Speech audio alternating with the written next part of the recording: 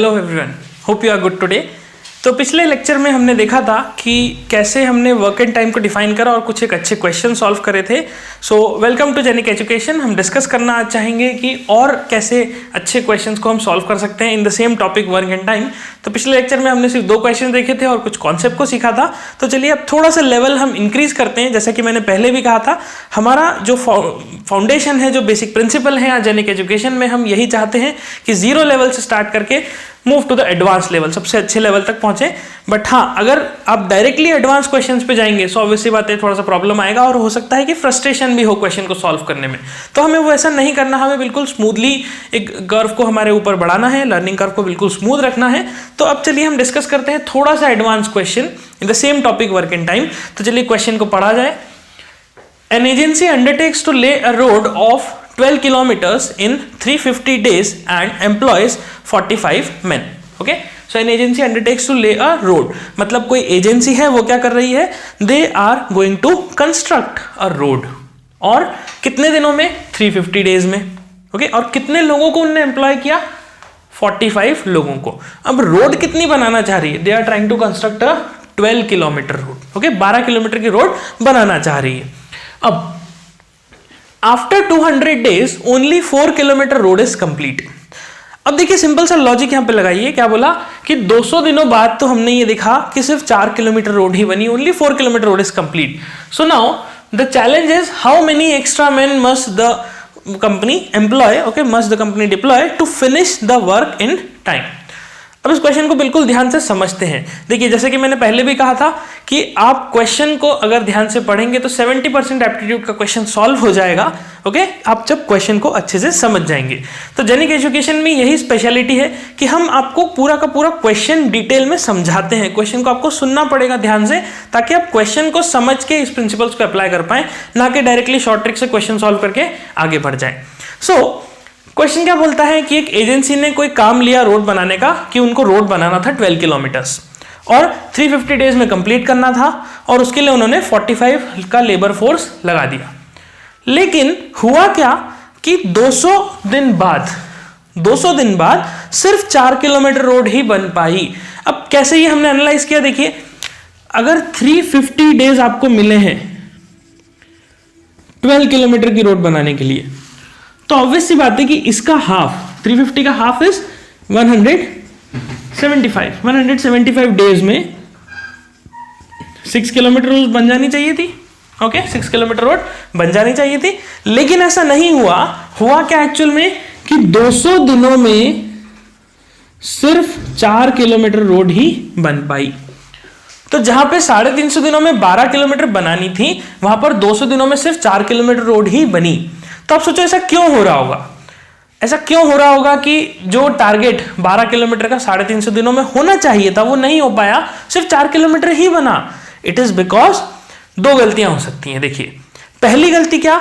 जिस एजेंसी ने वर्क लिया करने के लिए, जिस एजेंसी ने काम लिया, उन्होंने कुछ ज्यादा ही ओवर एस्टिमेट करके ये अपना अजम्पशन दे दिया कि हाँ 350 दिनों में 12 किलोमीटर रोड बना देंगे। ओके, ऐसा उन्होंने सोच लिया, उन्होंने अज्यूम कर लिया कि हम हाइपर एक्टिवली काम करेंगे और ये काम को इतने दिन में कंप्लीट कर देंगे। दूसरा क्या हो सकता है कारण? द सेकेंड रीजन में भी कि जो लेबर है जिनको उन्होंने डिप्लॉय किया इस रोड को बनाने के लिए, उन्होंने काम चोरी करी। Okay, they might have delayed this work. Okay, वो हो सकता है कि आलस की वजह से या कोई भी XYZ रीजन की वजह से उन्होंने काम नहीं करा। Okay, so this is how we can make the foundation of the question. Okay, basic understanding of the question. तो आप देख सकते हैं कि कितना ज्यादा प्रैक्टिकल क्वेश्चन है। आप जब फील्ड में जाएंगे, आगे इंजीनियरिंग में जब जॉब करने जाएंगे, सो इस तरह की प्रॉब्लम्स आपको भी फेस करनी पड़ सकती हैं। आप एक टीम को मैनेज करेंगे, एक सीनियर पोजीशन पे जाएंगे, आपका खुद का कुछ काम करेंगे, सो यू विल फाइंड कि इस तरह की प्रैक्टिकल एप्लीकेशंस में, प्रैक्टिकल जगह पे आपको इस तरह के क्वेश्चंस को अप्लाई करना पड़ सकता है। चलिए स्टार्ट करते हैं। हमने ये तो समझ लिया कि गड़बड़ी कहीं ना कहीं तो है, लेकिन एग्जैक्टली कहां पे उसको हम मैथमेटिकली समझते हैं। देखिए,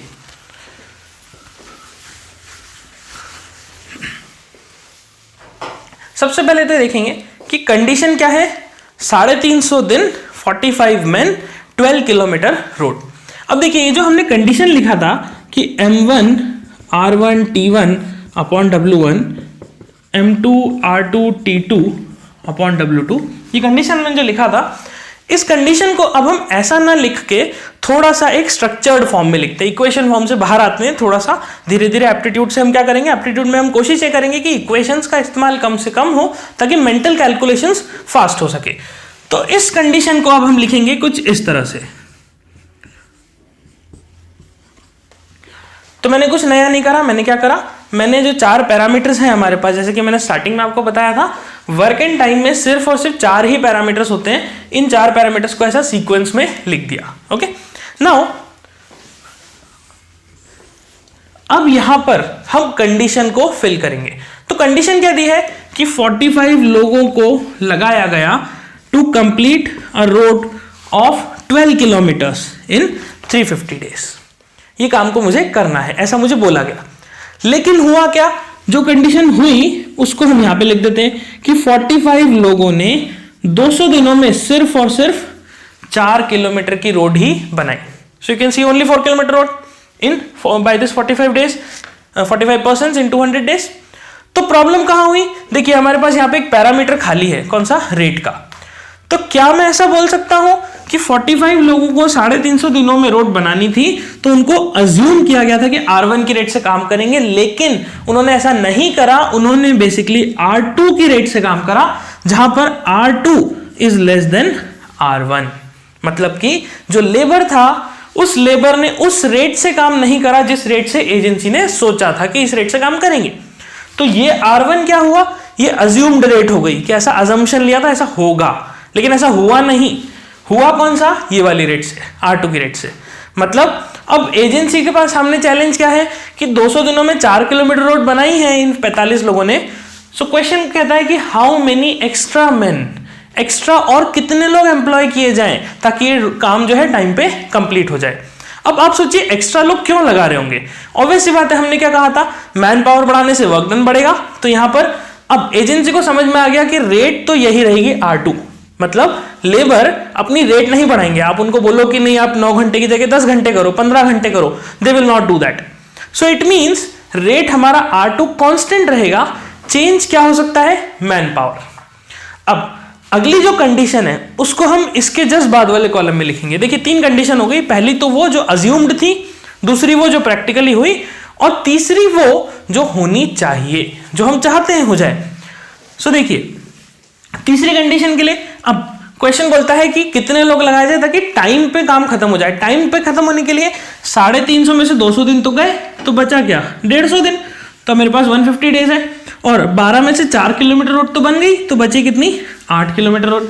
तो ये 8 किलोमीटर रोड बनाने के लिए रेट क्या होगी, ऑब्वियसली वही रेट जिससे लेबर काम कर रहा है, ये तो अज्यूम्ड है। तो rate will be R2। Okay, now what is the man power. तो देखो 45 लोग तो लगे ही थे ऑलरेडी, तो एक्स्ट्रा कितने लगाने, लेट्स अज्यूम कि हम x लोगों को एक्स्ट्रा लगा देते हैं, x extra person, extra labour हम यहाँ पे लगा देते हैं। सो हमारे पास कंडीशन बन गई, this is your M1, R1, T1, W1, M2, R2, T2 and W2। तो लॉजिक को समझिए, इस इक्वेशन में हम किस चीज को फिट करते हैं, कौन सी कंडीशंस को यहाँ पे फिट करा जाता है, वो कंडीशंस को नहीं जो अज्यूम्ड थी। ओके, वो कंडीशंस फिट होती हैं जो प्रैक्टिकली हो रही है, क्योंकि प्रैक्टिकली क्या हो रहा है, ये प्रैक्टिकली तो नहीं हो रहा, ये तो अज्यूम था कि ऐसा होगा, लेकिन ये तो गलत रहा। तो हुआ क्या एक्चुअल में, ये वाला, और होने क्या वाला है, ये वाला। So just equate these two values. तो यहां पर M1 हो जाएगा 45, रेट ये वाली rate R2 into time period is 200 upon 4 is equals to 45 plus x into R2 into time period is 150 days upon this the work done is 8। So यहां पे आप देख सकते हैं R2 कैंसिल हो जाएगा और बचेगा क्या, x। सो फाइंड कीजिए x का वैल्यू और कमेंट में बताइए कि क्या आंसर आ रहा है आपका। Okay, so that we can discuss. Check करिए, जिनका आंसर आ गया है वो आपने कमेंट में देखेंगे, आप कमेंट में जाके देखेंगे, आपको आंसर दिख जाएगा। और कोई डाउट आपको इस क्वेश्चन में आ रहा हो, कोई पॉइंट आपको क्लियर नहीं हुआ, सो डेफिनेटली हमें कमेंट में बताइए, सो you can note this question. Okay, so friends चलिए नेक्स्ट क्वेश्चन हम डिस्कस करते हैं। अब थोड़ा सा और लेवल इंक्रीज करते हैं और थोड़ा और पैटर्न सीखते हैं कैसे क्वेश्चन को सॉल्व करना है।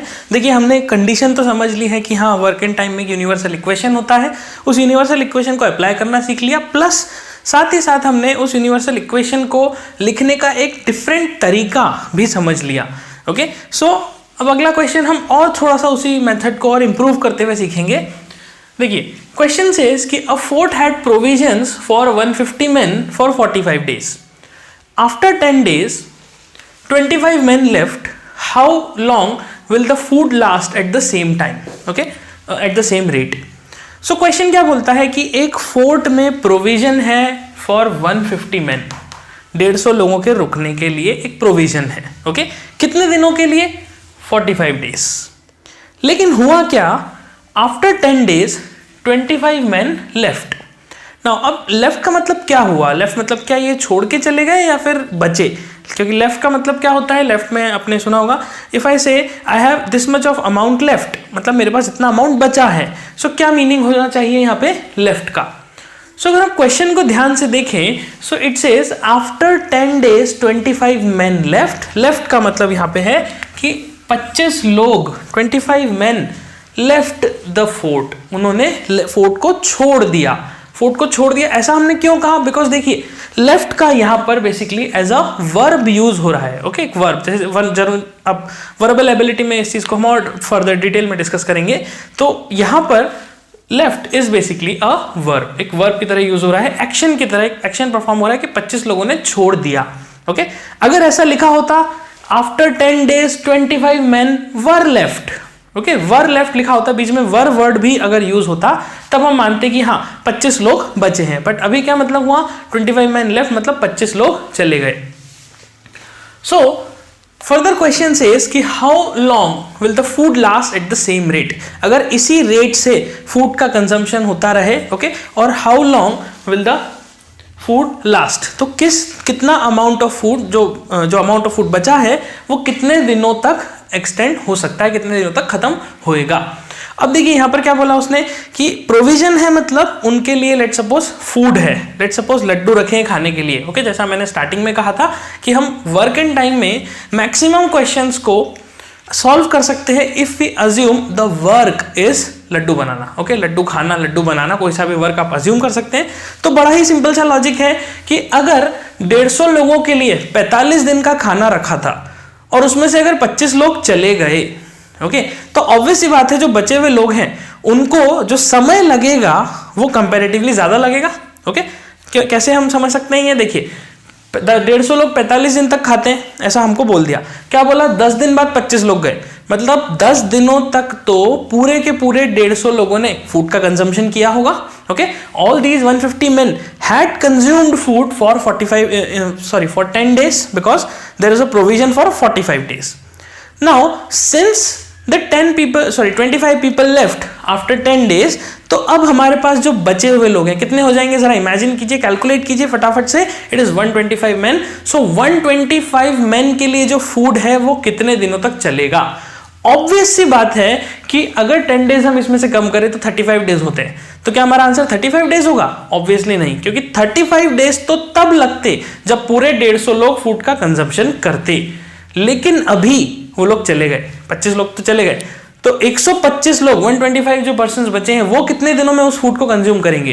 तो एक छोटा सा यहाँ पे आप फ्रेम बना सकते हैं कि हाँ जो आंसर होगा that will be greater than 35। Okay, greater than 35, क्योंकि 35 दिन तो तब लगते जब 150 लोग खाते, लेकिन अब तो 125 ही है, तो ऑब्वियस सी बात है।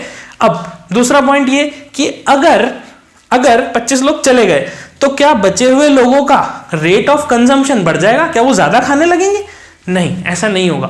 ओके, ऐसा हम नहीं अज्यूम करेंगे कि जो लोग बचे हुए हैं वो लोग ज्यादा कंजम्पशन कर रहे हैं, क्योंकि ऐसा कहीं मेंशन नहीं है। और जब मेंशन नहीं होता, जो हमारा एग्जांपल था कंपनी वाला, वही का वही हम वापस से रिवाइज कर लेंगे कि अगर 1000 लोग हैं कंपनी में, सबका duty time morning 9 to evening 6 है, तो अगर 2000 भी हो जाते हैं तो duty time will remain from 9 to 6।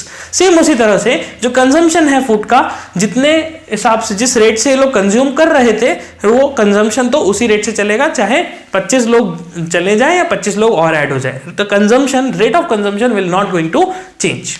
Okay, तो सबसे पहली चीज यहां पे हम क्या सीखते हैं कि 150 लोगों का कंज्यूम करते तो 45 दिनों तक चल जाता, फूड चल जाता। ये कंडीशन हमारी पहली गिवन है।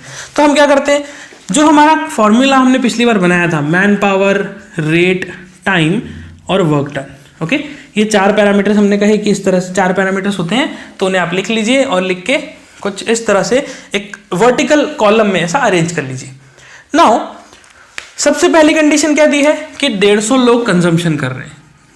ओके, कितने दिनों तक कर रहे हैं? 45 डेज तक कर रहे हैं, 45 डेज तक। अब कंजम्पशन क्या कर रहे हैं? लेट सपोज लड्डू खा रहे हैं, जैसे कि मैंने कहा। अब रेट की बात करें तो यहां रेट क्या होना चाहिए? What should be the rate and what should be the work done, दोनों कंडीशन को हम समझते हैं। तो देखिए, रेट मतलब क्या हुआ? एक पर्सन के काम करने की क्षमता, पर डे की एफिशिएंसी।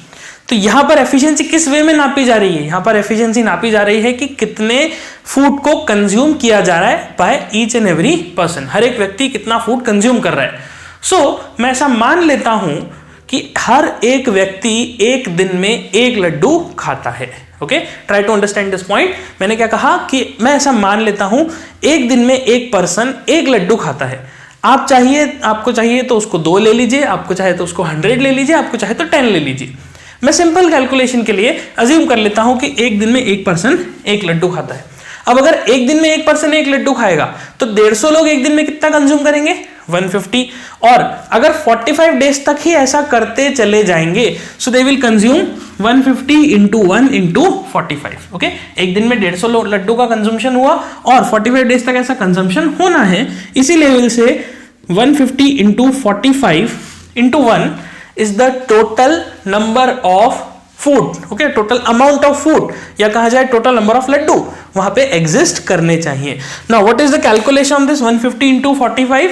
देखिए, आप चाहें तो इसको कैलकुलेटर से भी कर सकते हैं और इसकी मैं आपको ट्रिक भी समझा देता हूं। देखिए, किसी भी नंबर को अगर मुझे 15 से मल्टीप्लाई करना है, सो 15 से मल्टीप्लाई क्या होता है? देखिए, 15 इंटू 45 हमने लिखा। अब आप इसको मल्टीप्लाई कैसे करेंगे? 15 को जरा ध्यान से देखिए। 15 को मैं लिख सकता हूं 10 प्लस 5 इंटू 45, ये पहली चीज। दूसरा, मैं इसी 10 प्लस 5 को 10 प्लस 10/2 के फॉर्म में भी लिख सकता हूं। ओके, ध्यान रखिए, ये कैलकुलेशन है, ये वैदिक मैथ्स का टेक्निक है जो कि आपको कैंपस प्लेसमेंट्स में या दूसरी एग्जाम जहां पे कैलकुलेटर नहीं मिलता वहां पर हेल्प करेगा to ease your calculation. Into 45, तो इसका मतलब मुझे करना क्या है? किसी नंबर को 15 से मल्टीप्लाई करने के लिए पहले 10 से मल्टीप्लाई कर देता हूं और फिर 10/2 से मल्टीप्लाई कर देता हूं। 10/2 मतलब क्या हुआ? जो 10 का मल्टीप्लीकेशन था उसका हाफ। तो 15 इंटू 45 क्या हो गया? पहले तो 45 में एक 0 लगा दूंगा तो ये बन गया 450, और 450 का आधा, तो 400 का हाफ इज 200 और 50 का हाफ इज 25। तो इसी का आधा दैट इज 225 इसमें ऐड कर दूंगा। ओके, सो ध्यान रखिएगा, हम 15 से मल्टीप्लीकेशन कैसे होगा? जो नंबर को मल्टीप्लाई करना है उसी को पहले तो 0 लगा दीजिए और उसका हाफ उसी में जोड़ दीजिए। जैसे कि मान लीजिए 23 को मुझे 15 से मल्टीप्लाई करना है, तो कैसे मल्टीप्लाई करूंगा? आई विल सिंपली राइट 230 और 230 का हाफ कितना हो गया? 115। Okay, so 230 plus 115 is the multiplication of 23 and 15। This is how you can calculate. So यहां पर हमारा रिजल्ट आता है 6750। मतलब उस फोर्ट में 6750 लड्डू होने चाहिए, इतना फूड होना चाहिए इनके कंजम्पशन के लिए। अब आगे बढ़ते हैं। फिर उसने बोला कि 10 दिनों बाद तो 25 लोग चले गए, लेकिन 10 दिनों तक तो पूरा 150 लोगों ने कंजम्पशन किया। ओके, 25 लोग 10 दिन बाद गए, मतलब 11वें दिन से आपको 125 लोग ही मिलने वाले हैं कंजम्पशन करने के लिए। तो हम सबसे पहले ये निकालते हैं कि 10 दिनों में कितना कंजम्पशन हो गया। क्यों ऐसा क्यों कर रहे हैं? बिकॉज देखिए, फूड का एक क्वांटिटी अमाउंट लिमिटेड है यहाँ पे, इसमें से कुछ अमाउंट तो कंज्यूम हो जाएगा इन 10 डेज में, और उसके बाद जो बचेगा हमें बेसिकली उस फूड के लिए कैलकुलेट करना है कि कितने दिनों में खत्म होगा। तो यहां पर अगर 150 लोग कंजम्पशन करते हैं 1 की रेट से और 10 दिनों तक करते हैं तो कितना कंजम्पशन हो गया? 1500, 1500। तो 1500 लड्डू खत्म हो गए। ओके, अब लड्डू बचे कितने? Now we have to find laddoo बचे कितने। देखो 6750 थे, 1500 खा लिए, 10 दिन में ही खा लिए, तो बचे कितने? 5250, इन दोनों का सब्ट्रैक्शन। Okay, subtraction. सो 5250 लड्डू बचे। अब इन लड्डुओं को कौन कंज्यूम करेगा? This food will be consumed by 125 men। Okay, now जैसा कि मैंने स्टार्टिंग में कहा, क्या इनकी रेट बढ़ जाएगी? क्या इनके फूड के कंजम्पशन की रेट बढ़ जाएगी? क्या 25 लोगों के जाने से ज्यादा लड्डू खाने लगेंगे? नहीं, ऐसा नहीं होगा। There rate will remain only 1। अब आप सोचिए, अगर एक पर्सन एक दिन में एक लड्डू खाता है तो 125 लोग एक दिन में ऑब्वियसली 125 लड्डू खाएंगे, और उनके पास टोटल लड्डू कितने, 5250। तो 5250 लड्डुओं को कंज्यूम करने के लिए नंबर ऑफ डेज कितने लगेंगे, अगर पर डे 125 लड्डू कंज्यूम होते हैं, so I will say the time required will be 5250 upon 125 into 1। I hope you are getting the idea. पहले हमने क्या करा था, इस तरह का टेबल बनाया था और फिर दो इक्वेशंस को इक्वेट करके हमने कैलकुलेट कर लिया था, फॉर्मूले में रख के सॉल्व कर लिया था। अब हमने इक्वेशन को पूरी तरह से हटा दिया, अब हम डायरेक्टली इस टेबल से ही आंसर निकाल सकते हैं। 125 लोग एक लड्डू पर डे कंज्यूम कर रहे हैं, तो एक दिन के 125 का कंजम्पशन हुआ। 5250 टोटल एग्जिस्ट करते हैं, तो कितने दिनों में वो पूरे कंप्लीट हो जाएंगे, that is 5250 upon 125 into 1। So this is the number of days required to finish the food that is left. And can I say definitely that this is greater than 35? Yes, obviously I can say this. Why? Because 35 days तो तब लगते जब 150 लोग उसमें consumption करते हैं, but यहाँ पर ऐसा नहीं हो रहा है। यहाँ पर 125 लोग कंजम्पशन कर रहे हैं, 150 लोगों का खाना 125 लोग खा रहे हैं अपनी अलग रेट से, ओके, जो कि एग्जैक्टली रेट तो सेम ही है, तो उस नंबर ऑफ डेज जो है वो अलग लगेंगे। सो कमेंट में मुझे बताइए क्या आंसर आ रहा है आपका नंबर ऑफ डेज में। Obviously this is number of days, so this how you can solve the question. अब देखिए, अभी जो हमने क्वेश्चन डिस्कस करें ये बेसिकली कैसे क्वेश्चंस हैं, this are the work done by a group of people. एक ग्रुप ऑफ पीपल हैं जो कि काम कर रहे हैं। अब हमें क्या करना है, इस तरह के क्वेश्चंस के बाद हम नेक्स्ट कॉन्सेप्ट को सीखेंगे, that is work done by individual. Okay, so you can note this. So चलिए स्टार्ट करते हैं। अभी तक हमने, जैसे कि मैंने कहा, हमने वर्क डन बाय ग्रुप को देखा कि ग्रुप में लोग जब काम करेंगे तो किस तरह से वर्क होगा। Now we will move to the next topic, that is work done by individual, कि अगर इंडिविजुअल पर्सन्स काम करेंगे तब किस तरह से हमें वर्क के कैलकुलेशंस को करना है। तो यहाँ पे हमें क्वेश्चन के थ्रू इस कंसेप्ट को समझते हैं। देखिए, क्वेश्चन सेज अब A can do a piece of work in 25 days. A can do a piece of work in 25 days, B can do it in 20 days. तो ए किसी काम को 25 दिन में कर सकता है और बी उसी काम को, ओके, ध्यान रखिए, same work, we are talking about the same work, the work is not getting changed, क्योंकि उसने क्या बोला, बी कैन डू इट मतलब वही का वही work in 20 days, so it can do it in 20 days. Further it says they work together for 5 days and then A goes away. तो किसी काम को A 25 दिन में करता था, उसी काम को B अकेला करता है तो 20 दिन लेता है।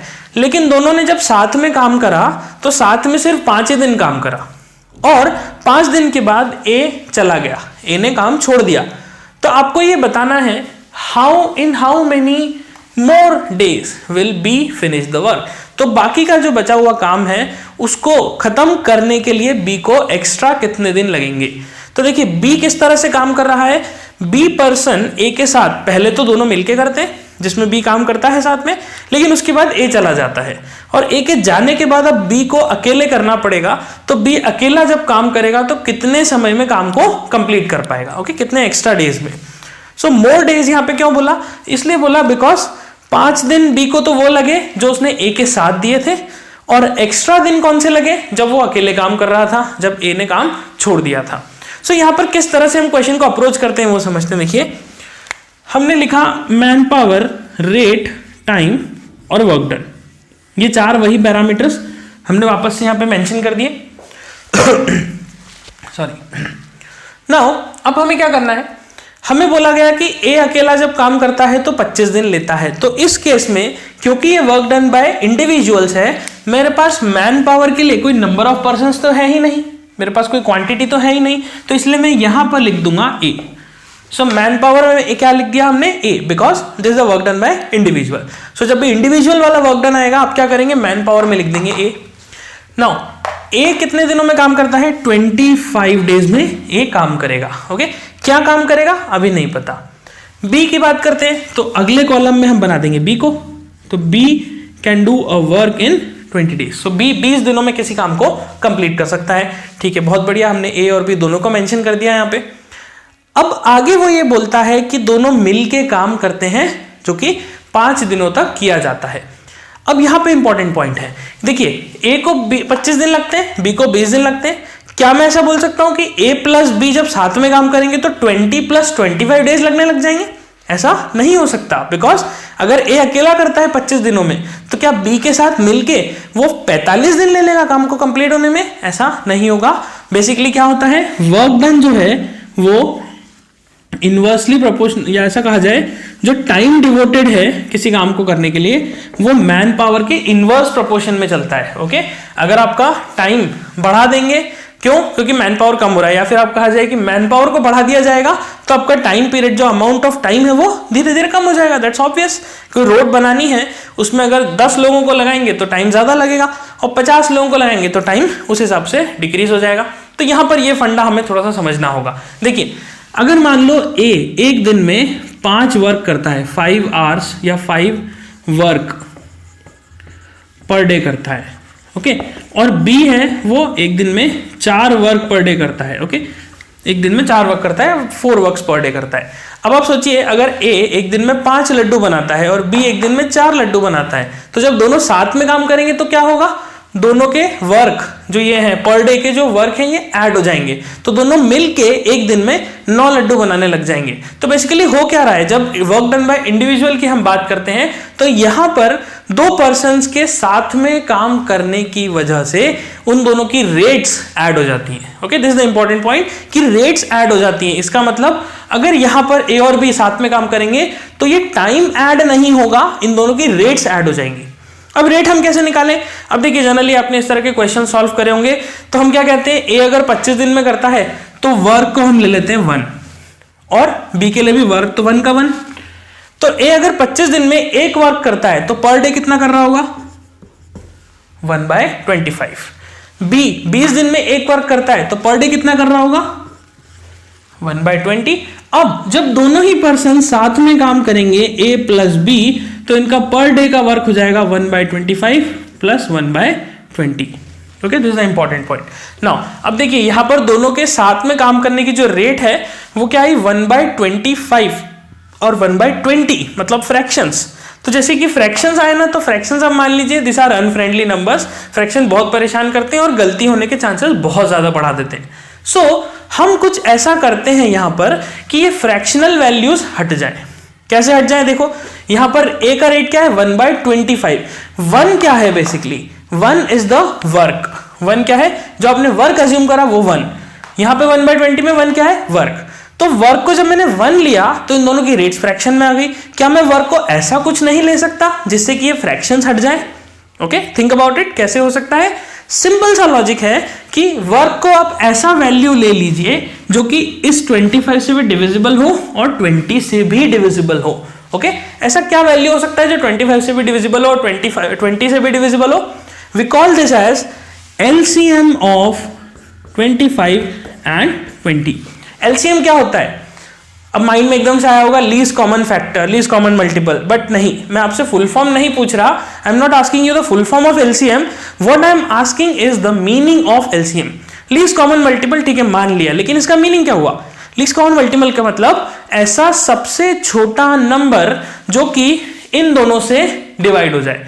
तो एलसीएम ऑफ 20 और 25 क्या हुआ? ऐसा सबसे छोटा नंबर जिससे जो इन दोनों से डिवाइड हो जाए, 20 से और 25 से। तो इमेजिन कीजिए ऐसा कौन सा नंबर है जो कि 20 और 25 दोनों से डिविजिबल हो और सबसे छोटा। फॉर एग्जांपल मैं बोलूं 1000। क्या 1000 है? ऑब्वियसली 1000 20 से और 25 दोनों से डिविजिबल है, 20 और 25 से। लेकिन क्या 1000 सबसे छोटा नंबर है? नहीं। 1000 की जगह पे हम इसको लेते हैं 100। अब 100 क्यों लिया हमने? Because 100 is the LCM of 20 and 25। Okay, try to understand the logic. इसलिए हम हर एक पॉइंट पर बिल्कुल डिटेल में एम्फेसाइज देके सॉल्व करने की कोशिश कर रहे हैं ताकि हमारा बेस मजबूत हो जाए, क्योंकि आगे के जो क्वेश्चंस हैं उसको हम डिस्कस करते समय इतना डिटेल में नहीं जाने वाले। ओके, बिकॉज सिंपल सी बात है, कुछ क्वेश्चन जब आप सॉल्व कर लेंगे तो आपको कॉन्सेप्ट क्लियर हो जाएगा और आप अप्लाई करना सीख जाएंगे। तो यहाँ पे मुद्दा यही है कि हमें अप्लाई करना सीखना है। अब देखिए हमारा क्वेश्चन सिंपल हो जाएगा। कैसे? अब हम यहाँ पर बात करते हैं ए के रेट की। देखिए 25 दिनों में अगर 100 वर्क करता है, मतलब 100 लड्डू बनाता है 25 दिनों में, तो ए पर डे कितने लड्डू बना रहा है? 4। और बी अगर 20 दिनों में 100 लड्डू बनाता है तो पर डे कितने बना रहा होगा? 5। अब हमारे लिए ऐड करना आसान हो गया, और जब ए और बी साथ में काम करेंगे तो दोनों मिलके पर डे के 9 लड्डू बना सकते हैं। ओके, 9 लड्डू। अब आगे क्या बोला क्वेश्चन में उसने कि they work together for 5 days, 5 दिनों तक साथ में किया। तो देखो ए और बी ने 9 की रेट से 5 दिनों तक अगर वर्क किया तो कितना काम कर दिया, कितना कंप्लीट कर दिया, 9 5 are 45, so it means 45 laddoo दोनों ने मिलके बना दिए। अब बचा क्या, उसने कहा कि ए फिर चला गया, ए ने तो काम छोड़ दिया, अब बचा हुआ काम किसको करना है, बी को, तो ये हमने लिख दिया बी। अब बी की रेट क्या है, बी की रेट है 5, क्या रेट चेंज हो रही है, नहीं रेट चेंज नहीं होगी, ए के जाने से बी की क्षमता पे कोई फर्क नहीं पड़ेगा, बी की तो क्षमता वही की वही है, they are independent two different persons. तो बी अपनी 5 की क्षमता से ही काम करेगा, लेकिन बी को काम कितना करना है, क्या बी को 100 वर्क करना है, नहीं, बिकॉज 45 तो ए और बी ने मिलकर कर दिया, तो बचा कितना 100 माइनस 45 मतलब 55। तो 55 वर्क को कंप्लीट करना है बी को, किस रेट से, 5 की रेट से। तो कितने दिन लगेंगे, जस्ट कैलकुलेट दिस, ओके, और कमेंट में मुझे बताइए क्या आंसर आ रहा है। Number of days you can calculate from here, okay, so you can note this question. Okay, so चलिए let's move to the next question. अभी हमने ये सीखा कि कॉन्सेप्ट क्या है बेसिकली, अगर वर्क डन बाय इंडिविजुअल हो, कि इंडिविजुअल लोग वर्क कर रहे हैं तो कैसे हम उस कॉन्सेप्ट को सिंप्लीफाई करेंगे, मैथमेटिकली कैसे सॉल्व करेंगे। तो एक इंपॉर्टेंट पॉइंट जो हमने ये सीखा है कि जब 2 लोग साथ में काम करेंगे तो उनकी रेट्स को ऐड कर देना है, टाइम को ऐड नहीं करना, this is the most important thing, time add नहीं होगा, ओके, रेट्स ऐड होंगी ना। उसी कॉन्सेप्ट पे लेट्स डिस्कस अ लिटिल, थोड़ा सा लिटिल डिफिकल्ट क्वेश्चन, थोड़ा सा टफ क्वेश्चंस को डिस्कस करते हैं। टफ तो नहीं बोलेंगे, बट हाँ कॉन्सेप्ट अगर क्लियर हो जाएगा तो आप बहुत इजीली सॉल्व कर सकते हैं, और इसमें हम कुछ और भी थोड़ी चीजें ऐड कर सकते हैं। देखिए क्वेश्चन क्या बोलता है, A and B can finish a work in 50 days, B and C can do it in 60 days, A and C can do it in 75 days. The number of days they will take to finish it, okay, they will take to finish it together is, मतलब अगर ये लोग साथ में काम करें, साथ में कौन कौन काम करें, ए बी और सी, देखिए 3 लोग हैं हमारे पास, ए बी और सी, ए और बी साथ में काम करते हैं तो 50 दिन में हो जाता है, बी और सी साथ में काम करते हैं तो 60 days लग जाते हैं, और ए और सी साथ में काम करते हैं तो इनको 75 days लगते हैं। तो अगर ये तीनों मिलके करें, मतलब ए बी और सी तीनों मिलके काम करें, तो इनको कितना दिन लगेगा इस काम को खत्म करने के लिए, ओके। तो दिस इज द क्वेश्चन कि कितने दिन में काम खत्म होगा। तो अगेन जो हमने वर्क डन बाय इंडिविजुअल में कंसेप्ट सीखा, हम लिख देते हैं मैन पावर, रेट, टाइम और वर्क डन, ये 4 हमारे पास पैरामीटर्स हैं, इनको हम एज इट इज यहाँ पे मेंशन कर देते हैं। अब बात आती है यहाँ पे कि पिछले क्वेश्चन में क्या था, A can do it in 25 days, B can do it in 20 days, लेकिन अब यहां पर बोलता है A and B can finish in 50 days। तो हम क्या करेंगे, यहां पर ए एंड बी बोला, मतलब मैन पावर में हम लिख देंगे ए प्लस बी, ओके, क्यों, बिकॉज ए प्लस बी के कंबाइंड टाइम को हमें दिया हुआ है कि 50 मिनट लगते हैं, दोनों मिलके करते हैं 50 दिन लगते हैं, तो ए प्लस बी का टाइम हो गया 50 days, ठीक है। सिमिलरली नेक्स्ट फेज बी और सी 60 days में कर रहे हैं, तो नेक्स्ट हमारा कॉलम हो गया बी प्लस सी का 60 days। इसके बाद क्या होगा, इसके बाद आ जाएगा ए प्लस सी। अब ए प्लस सी कितने दिन में कर रहे हैं, 75 days में, तो ए प्लस सी का आ गया 75 days। नाउ अगेन वही हमारे पास प्रॉब्लम है पिछले जैसा ही, हमारे पास मैन पावर है, हमारे पास नंबर ऑफ डेज भी अवेलेबल है।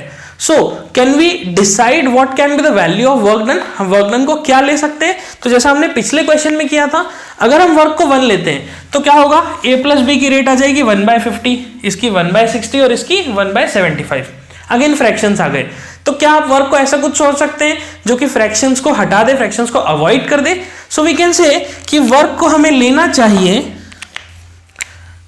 LCM of 50, 60 and 75। सो क्या होगा एलसीएम, मतलब सबसे छोटा नंबर कौन सा होगा, 50, 60 और 75 से डिविजिबल जो हो जाए। तो देखिए ऐसा जरूरी नहीं है, अब जैसा मैंने कहा पिछले क्वेश्चन में कि एलसीएम लेना था। अब यहां पर एक इंपॉर्टेंट पॉइंट हम डिस्कस करते हैं कि आपने पिछले क्वेश्चन में क्या देखा, हमने वर्क को 100 लिया तो ए की रेट आ गई 4, और अगर मैं वर्क को 1000 ले लेता तो क्या होता, तो ए की रेट आ जाती 40। मतलब मेरे क्वेश्चन पे कोई फर्क नहीं पड़ता, वाई, बिकॉज ये तो प्रपोर्शन चल रहे हैं। अगर आप वर्क डन को जिस हिसाब से लेंगे उस हिसाब से आपका रेट भी एडजस्ट हो जाएगा। वर्क डन को 10 टाइम्स लेंगे तो रेट भी 10 टाइम्स आ जाएगा, वर्क डन को 1/10 लेंगे तो रेट भी 1/10 आ जाएगा।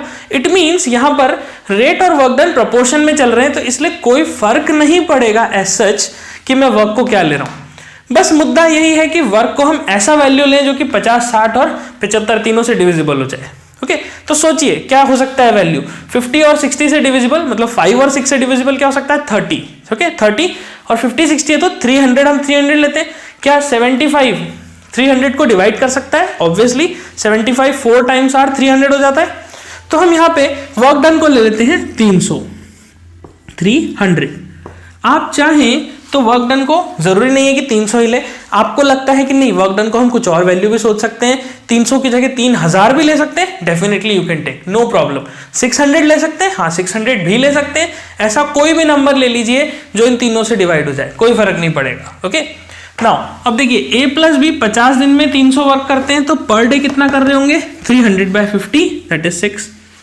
b प्लस सी 60 दिन में 300 वर्क करते हैं तो पर डे कितना कर रहे होंगे 300/60 दैट इज 5। और a प्लस सी 75 डेज में 300 मतलब पर डे इज 4। तो हमारे पास ये तो आ गया कि a plus B plus C, a plus B, B plus C और c प्लस ए पर डे कितना कितना वर्क कर रहे हैं। अब पॉइंट क्या है, मुझे तो निकालना है कि तीनों मिलके करें तो कितना दिन लगेगा, मतलब मुझे चाहिए a plus B plus C. कैसे निकालूंगा मैं a plus B plus C, देखिए a plus B, B plus C और c प्लस ए ये साइक्लिक ऑर्डर में लिखा हुआ है। तो मैथ्स में हम क्या सीखते हैं कि साइक्लिक ऑर्डर वाली जो इक्वेशंस हैं x plus y, y plus z, z plus x, उन तीनों को हम ऐड कर देते हैं। तीनों को अगर साथ में ऐड कर देंगे so will find a conclusion. कैसा कंक्लूजन, देखिए अगर मैंने इन तीनों को ऐड करा तो मेरे पास 2 बार a आ जाएगा, 2 बार b और 2 बार c, मतलब I will be able to find twice of a plus B plus C. Now what is the value of twice of a plus B plus C, जैसा कि हमने कहा वर्क डन बाय इंडिविजुअल में rates add हो जाएंगी, तो 6 plus 5 plus 4 this will come out to be 15। अब ये 15 आ गया किसका, देखिए 2a 2b और 2c की रेट अगर 15 है तो a प्लस बी प्लस सी की रेट कितनी होनी चाहिए, इमेजिन कीजिए जरा, दैट विल बी 15/2। मैंने क्या करा, वर्क नंबर ऑफ पर्संस को आधा कर दिया, तो इसलिए a प्लस बी प्लस सी की रेट कितनी आ गई 15/2। ओके 15/2। अब a प्लस बी प्लस सी 15/2 की रेट से 300 वर्क को कितने दिनों में कंप्लीट करेंगे। Now that is the question. Question में क्या पूछता है कि तीनों मिलके करें तो यहां पर number of days that a plus B plus C will take will be 300 upon 15/2। This will be your answer. Okay so answer मुझे बताइए कमेंट में क्या आ रहा है इसको सॉल्व करके। अब ये जो क्वेश्चन है हमने तो क्या क्वेश्चन में क्या पूछा उसने कि a प्लस बी प्लस सी तीनों करे तो कितना दिन लगेगा। अब अगर मैं इसमें थोड़ा सा और एक चीज ऐड कर दूं और आपसे ये पूछूं कि क्या आप मुझे बता सकते हैं अगर a अकेला करे तो कितना दिन लगेगा, how many days will a take to complete the work alone. तो a अकेला, तो a के अकेला करने के लिए हमें a की रेट पता करनी जरूरी है। अब आप रेट कैसे पता करेंगे, रेट को पता करने का तरीका क्या है, देखिए a प्लस बी प्लस सी की रेट कितनी आ गई 7.5 a प्लस बी प्लस सी की रेट, मतलब तीनों मिलके 7.5 वर्क करते हैं। अब मुझे अगर a अकेले का चाहिए तो क्या करना है, b और c को एलिमिनेट करना है। कैसे एलिमिनेट करूं, देखिए b और c मिलके 5 वर्क करते हैं जिसमें से, और a प्लस बी प्लस सी मिलके 7.5 करते हैं, तो a कितना कर रहा होगा पर डे, a कितना कर रहा होगा 7.5 में से ये 5 को कम कर देते हैं, b प्लस सी को हटा देते हैं, तो a का वर्क आ गया पर डे का 2.5। अब a का वर्क आ गया हमारे, सॉरी वर्क आ गया पर डे का, और टोटल वर्क कितना है 300। सो आप फाइंड कर सकते हैं a को कितना दिन लगेगा इस वर्क को कंप्लीट करने में, दैट विल बी 300 अपॉन 2.5।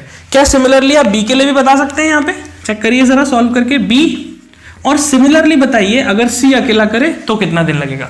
सो यहाँ पर b का रेट निकालिए, b का रेट कैसे निकालेंगे, a प्लस बी प्लस सी का 7.5 है, a और c को एलिमिनेट करना है, तो a और c का रेट कितना है जरा चेक करिए 4। तो a और c मिलके 4 वर्क करते हैं, a b c मिलके 7.5 वर्क करते हैं, तो ऑब्वियसली बात है b अकेला 3.5 वर्क कर रहा होगा। Okay so you can calculate the time taken by b। इसी तरह से रेट कैलकुलेट करिए c की और टाइम कैलकुलेट करिए c का। सो ये जो आंसर्स हैं 1 2 3 4 और 5, ये पांचों आंसर्स हमें कमेंट बॉक्स में बताइए and then we will discuss it further. So कुछ आपको प्रॉब्लम हो, कुछ डाउट आ रहा हो, सो डेफिनेटली यहाँ पर हमें बताइए कमेंट बॉक्स में आप और क्या टॉपिक में डिस्कस करना चाहते हैं। सो you can note this question and will continue.